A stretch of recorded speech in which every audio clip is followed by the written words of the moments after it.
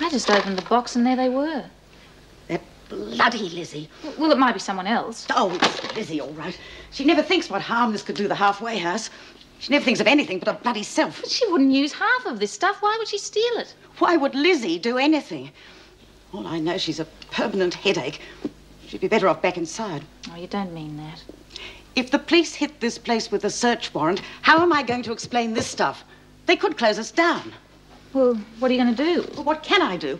Call the police. Chrissy, isn't she beautiful? Yeah, she's not bad for a first attempt, is she? She's tiny. Oh, I know, but you should have seen her when she was first born. She's doubled her weight. She was real scrawny then. Does she look like her father? She looks like all of them. Come on, Chrissy, we better move you into your new home. Bye-bye, kid. Good luck. Bye, Chrissy. Bye-bye, love. Bye. Oh, what do you know?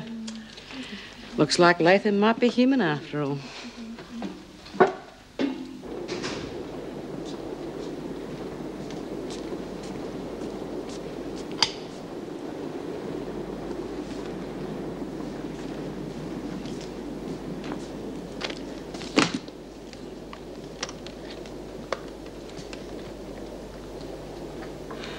Well?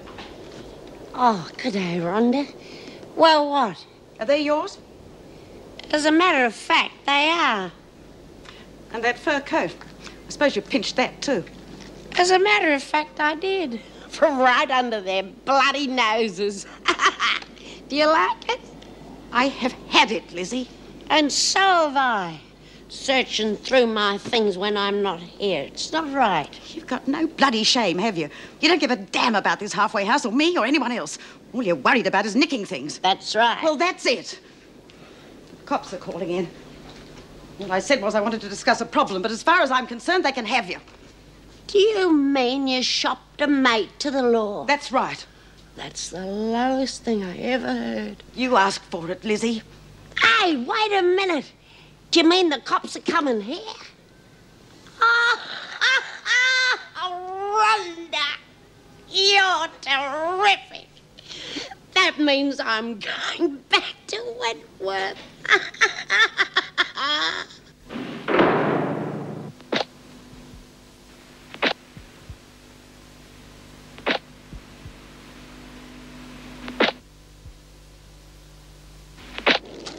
And this? What is it? It's a car radio. Oh, yeah. Lizzie, what on earth possessed you to steal a car radio? Do you own a car? Who, me? A car? You gotta be joking. No, of course she doesn't. None of us do. Better check it.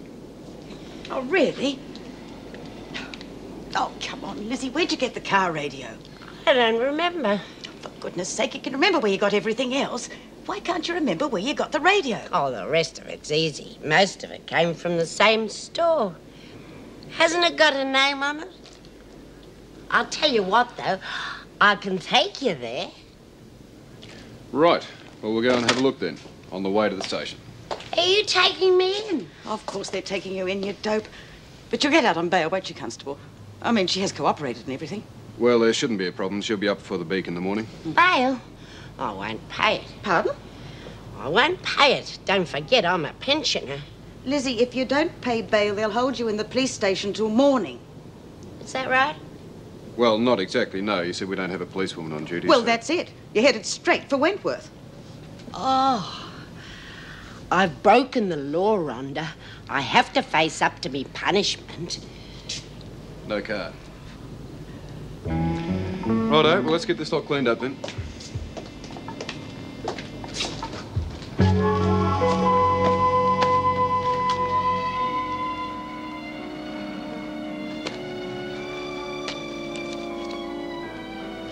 There he is now.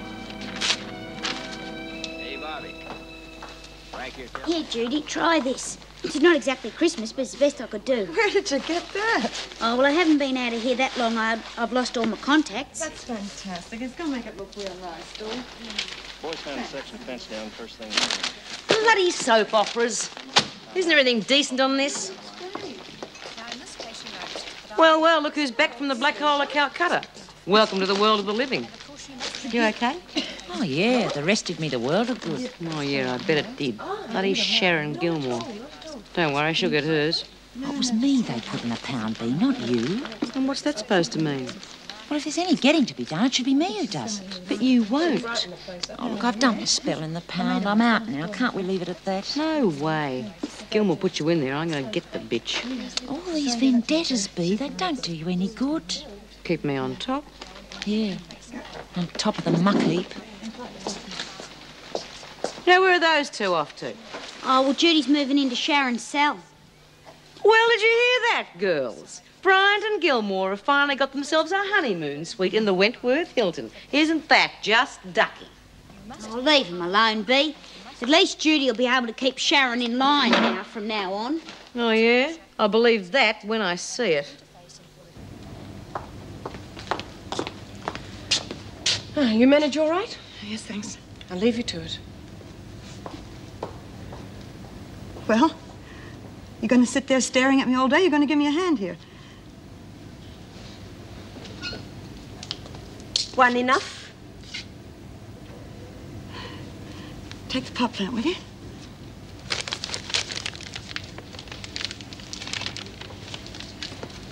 Where would you like? Anywhere you like, love, you know. It's a gift for you. From me. Sort of peace offering. I'm sorry. Oh, don't be sorry. It was your pot plant. All right, Judy, I know. That was stupid and childish of me. I'm sorry, okay? Look, we're going to be in here an awful long time. Why don't we try and get on, huh? Yeah. Let's forget the past few weeks. Start all over again. Be like we were on the outside. Okay. Okay. Okay.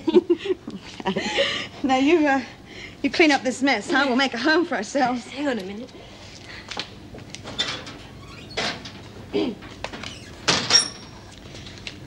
It's not as imaginative as your gift to me, I know.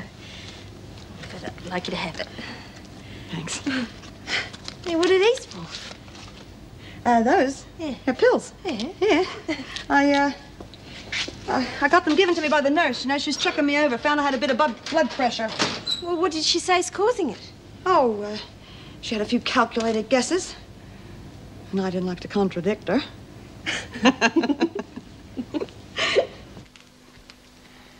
Oh, hello, Vera.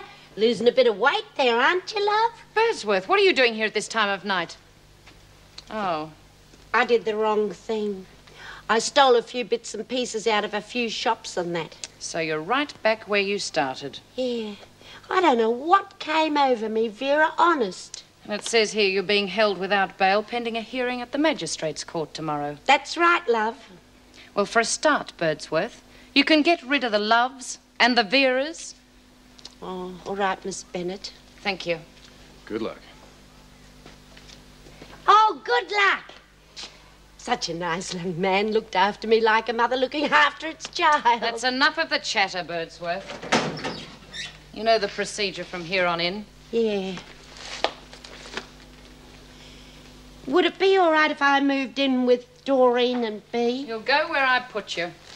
Oh, it'd be nice to be in. They're all in with Pat O'Connell. There's no room for you. Di Stewart? No. Helen Rowlands? No. Oh, okay. You'll have a nice little cell to yourself. I don't care if it rains or freezes. La-da-da-da-da-da. Shut up, Birdsworth! Oh, sorry. Hey, this is C-block. No, 10 out of 10, Birdsworth. But I thought I'd at least be close to the others so I could shout at them through the wall or something. And I thought I said you'd go where I put you. Oh, fair go, Miss Bennett. If you wanted to make social calls on all your friends, Birdsworth, being arrested for theft is no way to go about it. No inside. Oh, dark as the inside of a dog. Sweet dreams.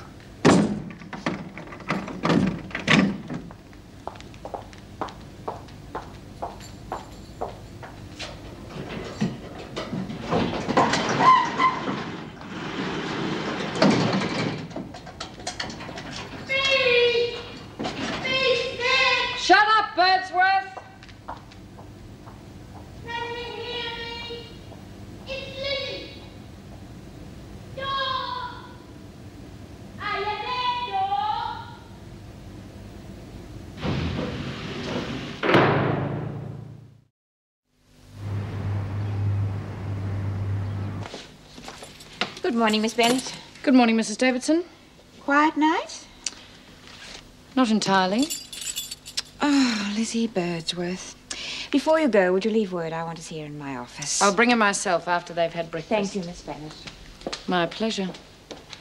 Oh, I miss the maple syrup. That's the only thing. A bit noisy, aren't they? Oh, no more than usual. But you come for breakfast? No. I just came in early so that I could catch them all together. I've got an announcement to make, if you don't mind. Not at all. Thank you. Ladies.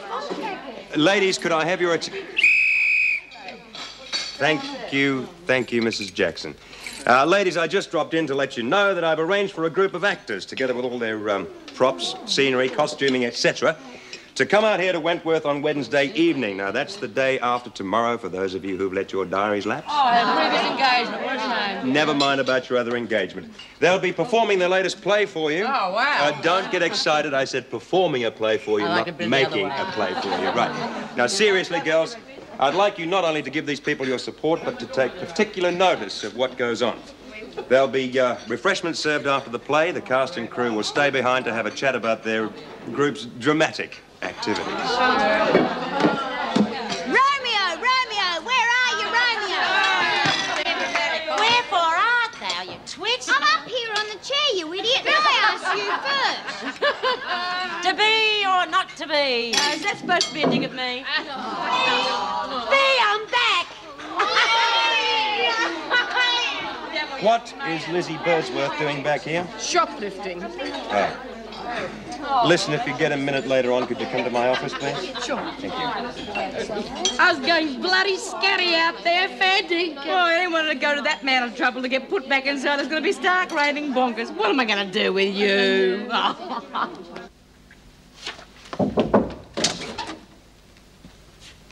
You wanted to see me?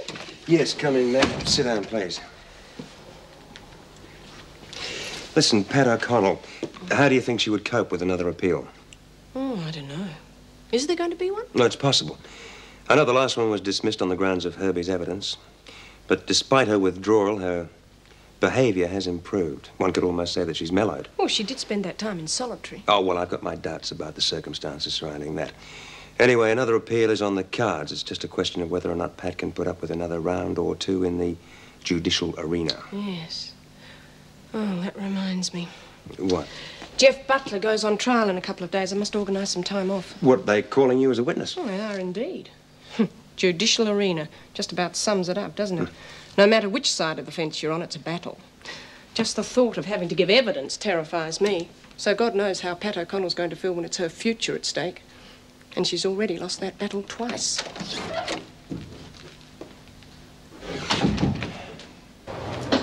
Given up fighting, that's all.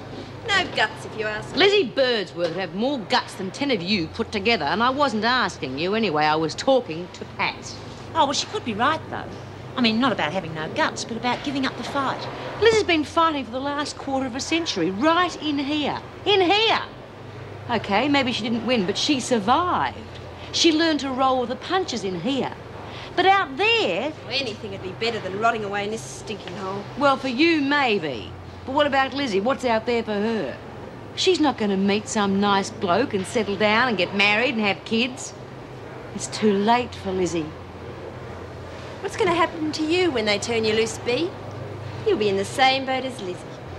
I happen to be a bit younger than Lizzie. How long have you got to go, Pat? 18 months. Oh, well, it won't be too bad for you then, will it? You'll still have your kids waiting for you when you get home. And the world won't have passed you by altogether.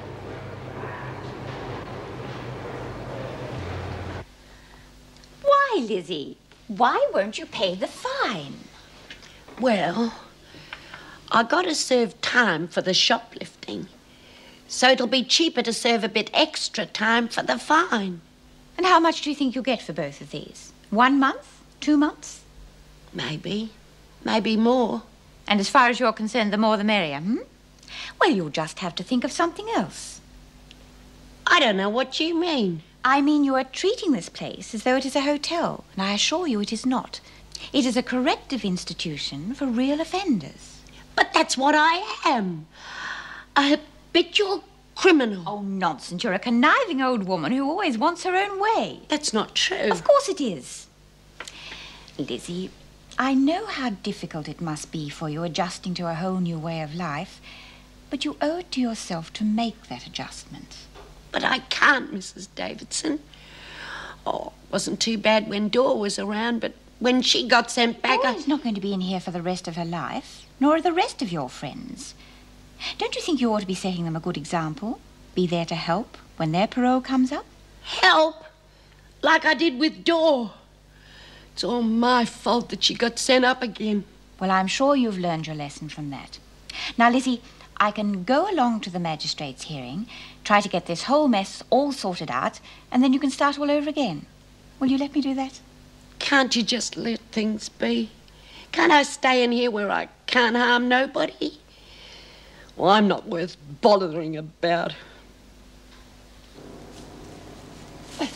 Just because Sharon and I are sharing the same cell together doesn't mean it's the end of our friendship. Yeah, but I bet she'll want you to work inside with her now that you've, you know... Made up? Yeah. Listen, Sharon works where she wants to work. I work where I choose. And what we do with our spare time, well, that's a different kettle of fish. Okay? Okay. But she sure gets awful jealous, doesn't she? Oh, she used to, honey, used to. That's all straightened out now. Good. I'm glad. Listen, we do have a problem, though. What? Well, who's that friend of yours they brought in last night? Lizzie Birdsworth? Yeah. I understand she used to work in the garden. And if she wants to work in the garden again, one of us is going to have to go. Oh, poor Lizzie. Wish I knew what went on in her head, silly old twit. She was out on parole, she had a decent pension, and I even said she could live with Kevin and I once... Judy? Judy, what's wrong?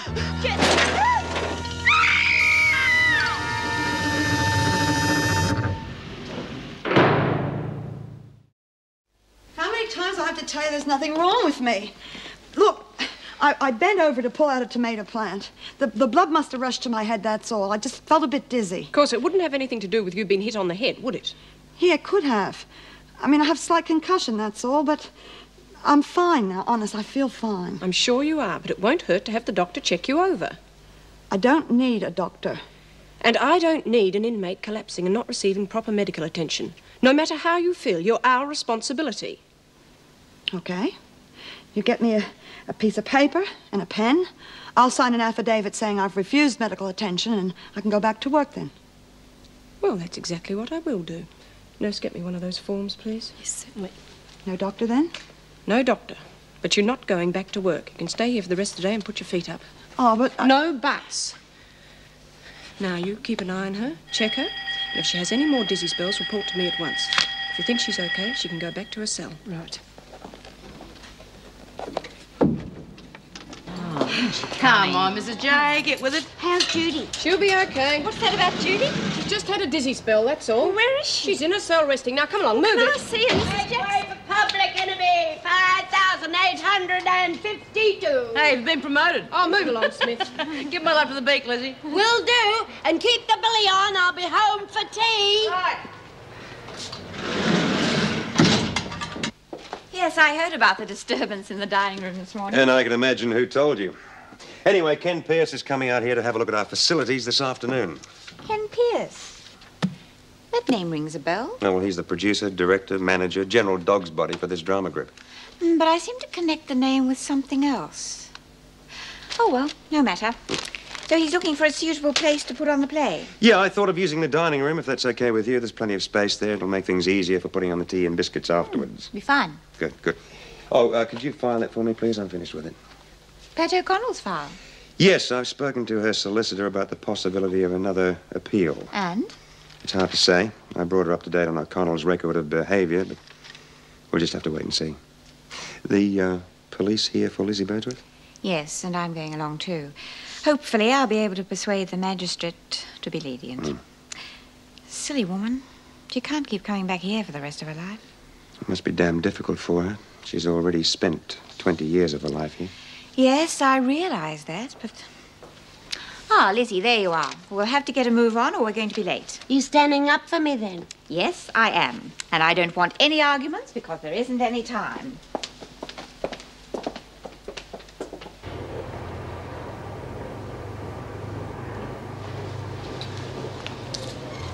You okay?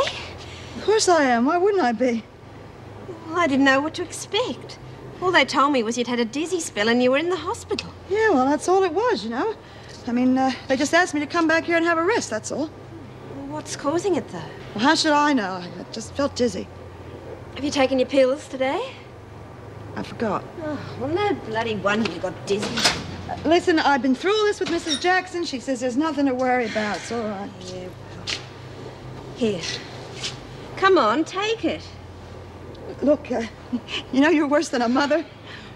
I wish you'd go away and leave me alone and have to get some rest. Okay. What's wrong? Oh, I've been leaning on my arm. I feel pins and needles, you know. Come on now, I think I should get some rest.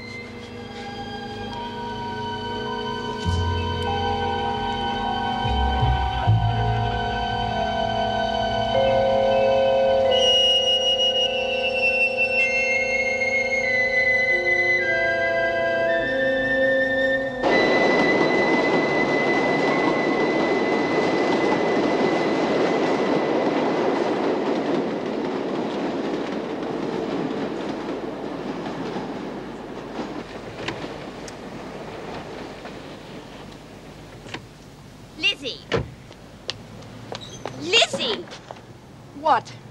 I haven't finished what I was saying. Don't you think you said enough in the magistrate's court? I told you not to bother about me, but what do? Stick your bib in and now look. I did it for your own good. For my good? God, you might as well have stuck a knife in my back. Oh, don't talk nonsense. Lizzie, Mrs. Davidson. Bloody hell. She got off. Well, not exactly. She was fined $10. $10? What's the magistrate? A relative? No. I explained the situation, and he let her off with a light fine. And she paid it? No, I paid it. I also paid the first fine. Wasting your money, I'd say. Do you know where she's going? Well, to the pub. Where else? Would you fetch her for me?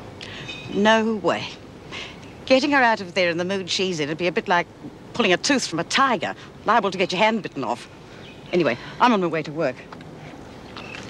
Don't worry about her, Mrs. Davidson. She'll just get drunk, come staggering back here and sleep it off.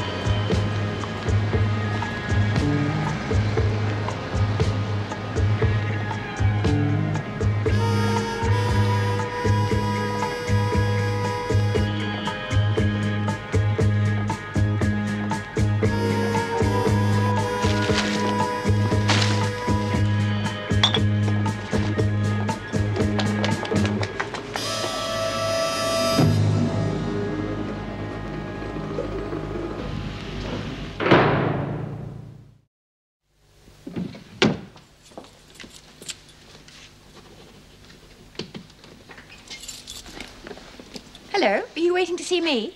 Unfortunately, no. I'm Kemp Pierce. I have an appointment with Mr. Reed. Oh, how do you do? Erica Davison, Governor of Wentworth. Delighted to meet you, Mr. Davison. Mr. Reed speaks very highly of you and your drama group, Mr. Pierce. He tells me you are the cornerstone of the whole enterprise. Well, cornerstone could be slightly misleading.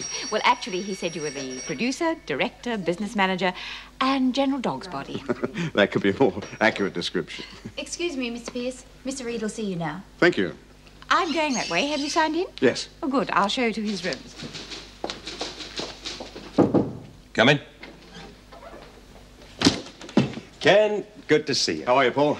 Sorry I had to keep you waiting. Oh, don't apologize. You gave me a chance to get to know your governor. Good. Well, let's all sit down, make ourselves comfortable. You will stay for a while, won't Yes, you? of course. Good, good. Oh, by the way, how did Lizzie Birdsworth get on? Well, she was let off with a $10 fine, but I'm afraid she'll be back. When I last saw her, she was heading for the hotel. I'll tell you about it later. Oh, please excuse this shop talk, Mr. Pierce. Now then, Mr. Reed, I want to hear all about this drama group. Oh, well, Ken, that's your territory. You're the expert. Oh, that's a promotion from Dog's Body. What's that?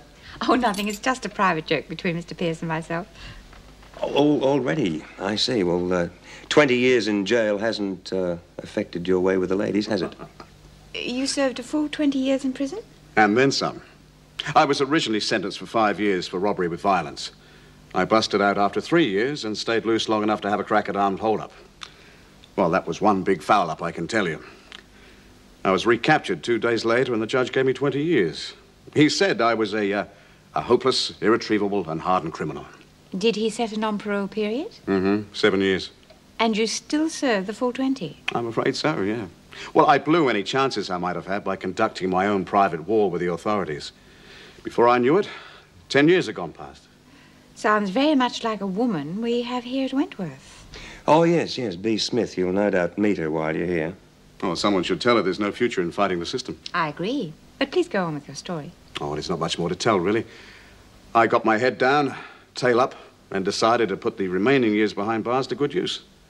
It took a few years, but I suddenly woke up to the fact that, despite all those years behind bars, I still had a future.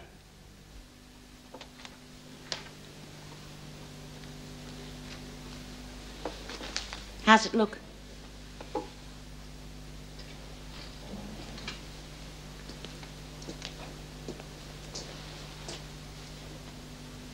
What? This. How's it look? Oh, great. What's wrong with you? Nothing. Fingers are sore from stitching, that's all. You look a bit down. Oh, geez, what do you expect being stuck in here still? So I suppose this thing reads all the night. It'll be good for a laugh. All them puffs mincing around. Oh, they're not necessarily all puffs. What, them actor blokes? You've got to be kidding. Where have you been hiding? Oh, well, what's the difference? They're not going to let us near any of them anyway. Yeah, can you imagine getting one of them alone in here for 5 minutes? Thanks, Darl. It was real nice. Nothing like the real thing. Yeah, well, I think I'll watch television instead.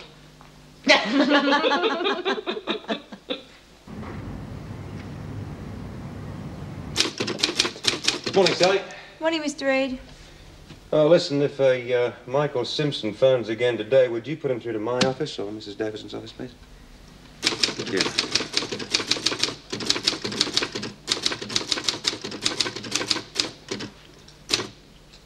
Was there something else, Mr. Reid? No, that's all, thanks. All right, Sally, Paul. Jim, can I see you for a moment? What's up? I had a phone call yesterday from Michael Simpson. What did he want? He wanted to talk to Carolyn. I told him that she was out on bail. He then demanded to know where she was living and/or the telephone number. You didn't tell him? Of course I didn't tell him. I told him that there was no phone under the house where she's living and I couldn't give him the address without her consent. Good. So what's the problem? Well, he sounded very angry, started muttering veiled threats about people in high places, ways and means of finding these things out. So I thought I'd better warn you. He may find out where she's living. He may even come here. And if I'm any judge, I'd say that we're in for a whole lot of trouble from Mr. Michael Simpson.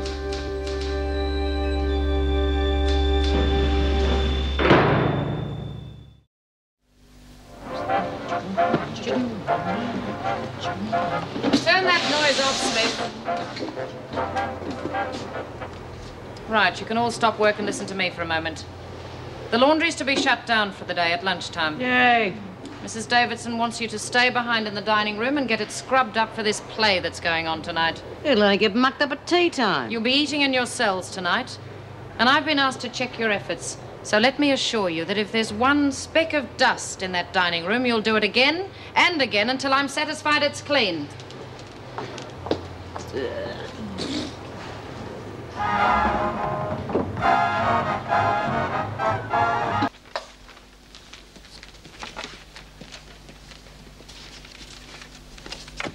Oh, not you again. Now, don't be like that. I'm a member of the general public, and it's my taxes that go towards paying your wages. Well, is that so? Well, what do you want this time? Bed and breakfast, room with a view? I've come to see Dor. You can't. Why not? Because I say so. Bitch. Don't you dare, Vera Bennett. You lay one finger on me and I'll have you up for assault. You just try it. I got witnesses and all. That made you back down, didn't it? Oh, no, don't tell me. It's okay, Fletcher. I've only come to visit. That's what she thinks. And it's Mr. Fletcher to you. Who do you want to see? Door. Anderson's already had one visitor this week. Birdsworth knows the rules. Miss Bennett's right, Lizzie. Only one visit a week. All right, then I'll see B. Smith. No. Why not? You saw her yesterday at breakfast. Oh, that wasn't a visit, you idiot. I was in the slammer myself. You just watch your language. Yeah, she does have a point, though, Miss Bennett. Look, Lizzie, could you wait outside for a minute, please? When do I get to see B? Well, I might just be able to arrange it. You can leave that bag here, okay?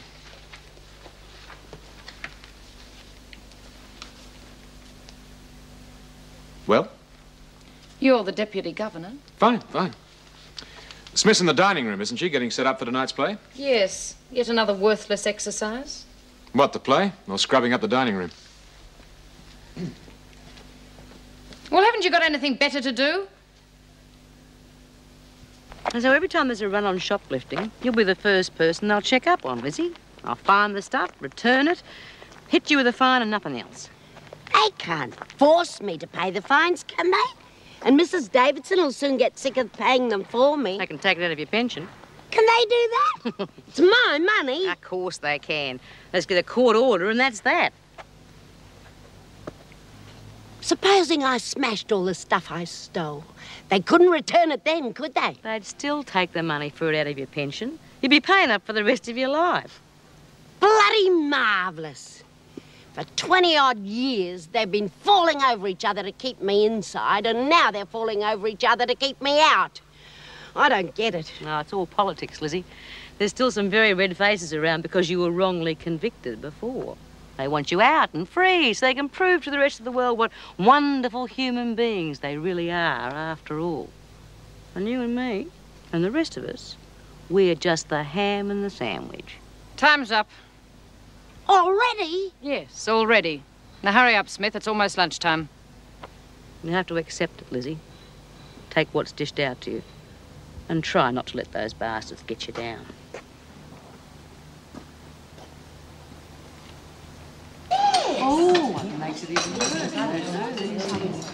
Oh, Meg, I'd like you to meet Ken Pierce. Ken, this is Mrs. Meg Jackson. Delighted to meet you, Mrs. Jackson. You too. Well, this is your theatre for the evening. I hope it's okay. Fine, just fine. Well, that's dinner over. Perhaps you'd like to direct operations, show them where you want everything? Sure. Yeah, Ken, I'll leave you to it. Yeah, thanks, Paul. Ladies, I'd like to introduce you to Mr. Pierce. The name's Ken, please. Oh, Ken.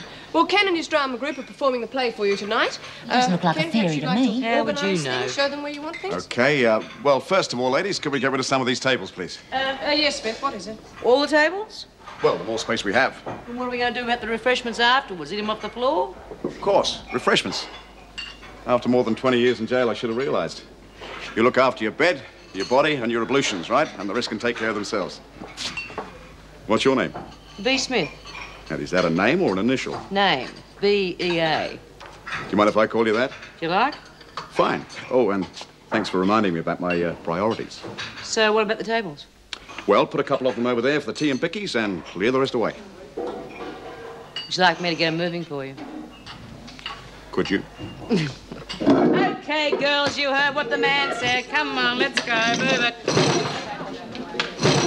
Well, he seems to have injected some enthusiasm into it.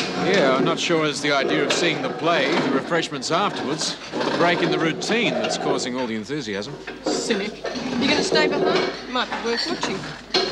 No. My evening's all tied up. Oh, yes, I forgot. Oh, it comes of living on your own.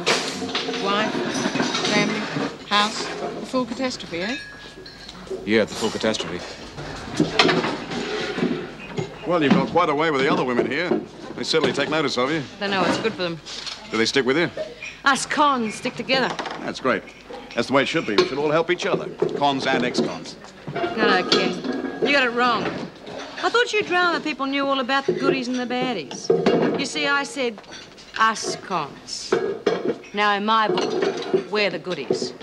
And that doesn't include ex-cons that worm their way in with the screws and try and make out their only concern is helping us poor buggers who are left inside. For mine, they're worse than screws. They're traitors.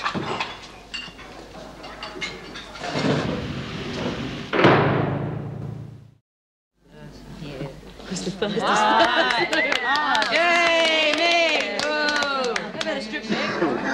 I thought Jim Fletcher would be here. No, he's got family commitments, I think. Well, if it's anything like the Christmas show, he hasn't missed a thing. Exeter State Prison can provide. What's the one with the with that moustache and tickle. He's got his blankets with him. Spare toolbox. Hey, and there's one for Vera. Oh, she's got one. Ladies, may I have your attention, please? While our actors are preparing for tonight's piece, I would first of all like to welcome you to this performance by the D4 Players and to give you some idea of our background. First of all, we were formed 5 years ago in Exeter State Prison, where a handful of us got together for debating and poetry reading, public speaking, etc. From an original membership of 5, hence the handful, we now have some 50 to 60 prisoners actively involved. Well, naturally, they couldn't all be here tonight. Oh, why not? Could they? Well, some of them had to stay home and look after the store. And others had to go to bed early because they were naughty. From the odd one-act play, performed in areas much smaller than this, I might add, we've progressed to a point where we can perform full 3-act plays in halls and theatres throughout the state. Of course, we have not yet progressed to the point where we can go out on our own. But it is comforting, particularly here tonight, to know that Big Brother is here to protect us and to look after us and make sure we don't get interfered with in the black hats. Oh, down with Big Brother. Now, apart from performing, many of our members actually contribute by writing our own plays. We do all our own set designs and construction. We organise and record our own sound effects, etc. In fact, the full thing. And I can assure you, it's a lot of fun. Look, don't take my word for it. Just sit back and enjoy this play, which is a 2-act play simply entitled Green. Green? Yeah. Oh, and by the way, if you're talking of titles, if you're wondering why we're called the D4 Players, it's quite simple. D for drama. Thanks, Mrs. Jackson.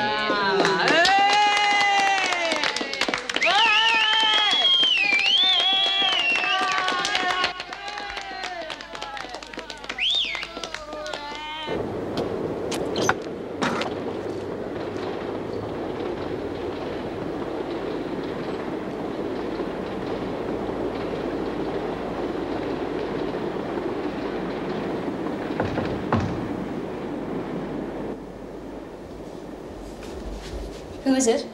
It's me, Jim. Hello? Can I come in? Oh, I'd rather you didn't. I'm babysitting. You're babysitting? Lizzie Birdsworth. She's just fallen asleep on my bed. Well, I could shift her for you. Oh, no, look, I don't want to wake her up. I couldn't stand another session of those bees won't let me back in with my friends. She's not still on about that, is she? Yes. Well, why don't we go for a walk, get a bit of fresh air? Do you good? Did you come all this way to ask me to go for a walk? No, I haven't. Thought just occurred to me. Such a beautiful night. But I do have something I'd like to talk to you about. Yeah, well, I couldn't agree more. Very, very well done. Congratulations. Excuse me a second. I'll just pop over and see Ken. Excuse me, girls. Excuse me. Well, did you enjoy the play? Yeah, not bad.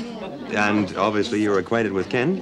Mm-hmm. Yeah, well, I'll mingle. Okay. It's a nice title. Big pardon? Green, the title of the play. Says it all, really. Oh, you think so? Yeah, that poor bloke locked away in solitary all those years. No windows, no sunlight. She's just about to give you a right arm for a blade of grass. You sound as though you know the feeling. Yeah, I know the feeling. You know, I'm no theatre critic, but I reckon the bloke that wrote that play must have been there, too. I mean, he knew what it was all about, and when he got out, he really stuck it right up the screws. Must have been one hell of a guy. So you don't think he was a traitor, eh? No, of course not. You wrote it. Yeah. And you're right, I'm no traitor. And neither was Steve, the guy in the play. But he was an idiot. How do you mean? Because, as you say, he stuck it up the authorities. And that makes him an idiot? Yes. Because it cost him his life. And that's the real meaning behind the title Green. It's nothing at all to do with trees and wide open spaces.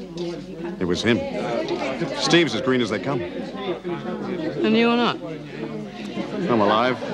And sticking it up the authorities? Look, why don't we talk about you forming your own drama group here at Wentworth? Do you think the others would be interested? Hey, Michael.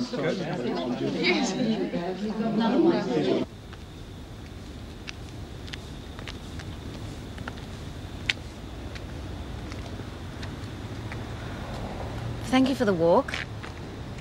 And the drink. And for caring enough to come over and warn me about Michael. I certainly hope he doesn't find out where I live. Well, he won't find out from me. Or anyone else at the prison. Not unless you want him to. I don't care if I never set eyes on him again. Will I call in tomorrow just to see how you are? I don't think that's very wise, do you? No, perhaps not. Now I feel very silly. I feel like a teenager trying to find an excuse to see his girl again. Was the story about Michael an excuse to come over? Oh, no, it wasn't. Came in very handy, though. And you can't think of one for tomorrow night? Afraid not. What about the night after? Oh, I'm sure I'll find one by then.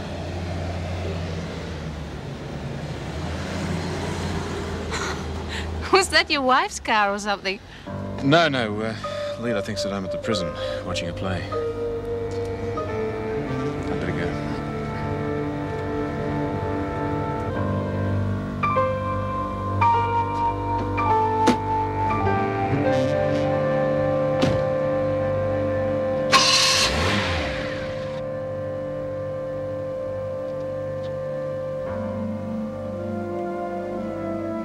Is that old Fletch out there? Oh, you have to put the light on. Go to bed, Lizzie. I suppose you know he's got a wife and kiddies, do you? Get off my bed. Not that that should make any difference. He's not supposed to be seeing the likes of you. No fraternising with the prisoners, in or out of jail. That's the rules.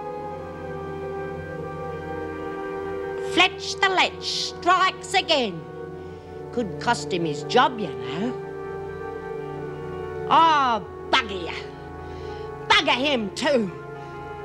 Why the hell should I worry about his bloody job? Serves him right if they give him the big A. Bloody screws.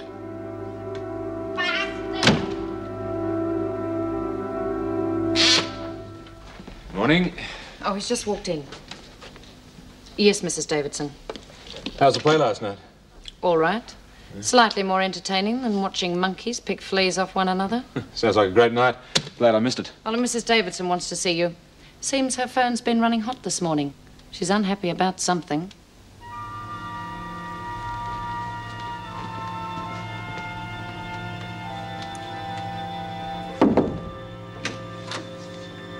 You wanted to see me, Mrs. Davidson? Indeed I do, Mr. Fletcher. I want to know what has been going on between you and Carolyn Simpson. I beg your pardon? Carolyn Simpson, out on bail pending trial on charges of manslaughter. I received an anonymous phone call this morning giving me rather detailed information about your carryings on. Now, either the caller dreamed the whole thing up, or you have learned nothing from previous occasions when other sordid accusations were leveled against you. So I thought it only fair to afford you the opportunity to give your side of the story before I report the whole incident to the authorities. And I would appreciate your giving me the whole truth. He used to give me roses. I wish he could again. But that was on the outside, and things were different then. On the inside, the sun still shines, and the rain falls down. But the sun and rain are prisoners too when morning comes around. Last night I dreamed we were together, sharing all the love we'd known, till I had to face the nightmare, waking up alone.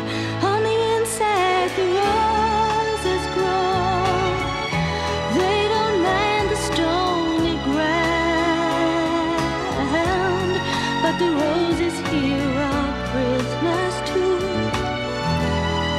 when morning comes around.